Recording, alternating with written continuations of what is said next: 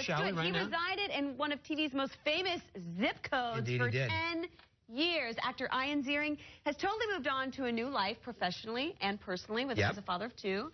Professionally as a Chippendales dancer in the Male Review in Vegas. I know, we had him here to talk about that last time. And Sharknado. I believe we call it the international phenomenon. That's right. Sharknado. Take a look. Get out of there! Get out of the way!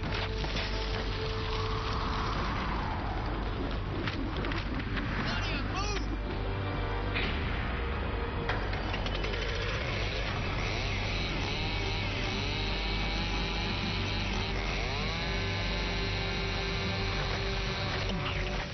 And if you ever wondered why the show was such a phenomenon, now you know. Just now that clip alone. Welcome. Good to have you with us. I feel bad for the sharks. You know, every time I see that clip, it just reminds me of the day we shot it. I had a harness on my back.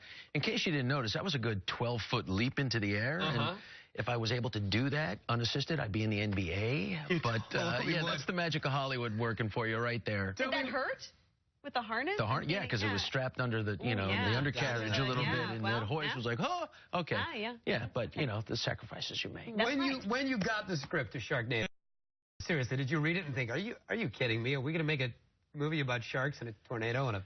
You know, it came across my desk, and I read it, and there were a lot of holes in the script that were left to be filled in by the visual effects. And when you're doing a low-budget independent feature film, they don't have the budget to really create dramatic effects. And you don't know whether it's going to be claymation, stop action kind of stuff, or avatar technology. Right. And I said to my wife, as I got halfway through, I said, honey, there's scripts out there that can make a career, and there's scripts out there that can bankrupt one. And and with my daughter Mia on her hip and Penna still in her stomach, she said, look, you need to go to work. Of course. And I kind of realized, you know what, as a father and a husband, I'm also a provider. I have so much fun doing what I do that sometimes, you know, I forget that I do this for a living. Right. It's also a job, yeah. I also get my health insurance, big topic, but I get my health insurance from my unions. And you need to make so much under SAG to get their top level insurance. And having a baby and one on the way, you want to make sure you're covered for all of that. I got a bill from Cedars-Sinai for $30,000 to have a child. Oh, kids are not.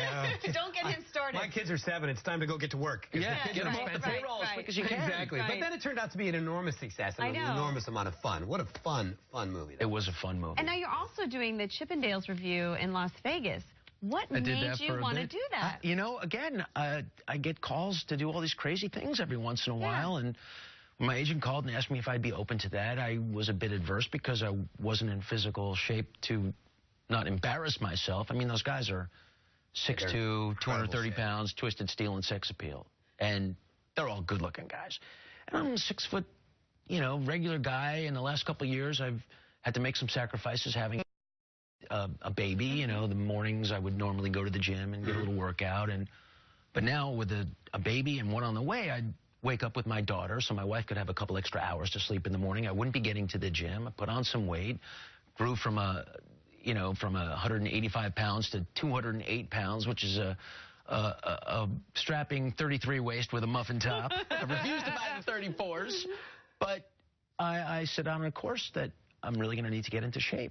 You know, if I'm going to do this. And in shape you did. Yeah, you look my fantastic. goodness. Well, thanks.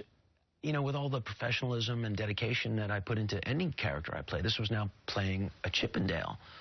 So I had to, you know, prepare for it. Yeah. And I got down to like 178 pounds and put some muscle on and dropped down to 10% body fat. And it was huge. It was huge in Vegas. The show was amazing. It was amazing. You've got another project going on that I really love, DaddyScrubs.com.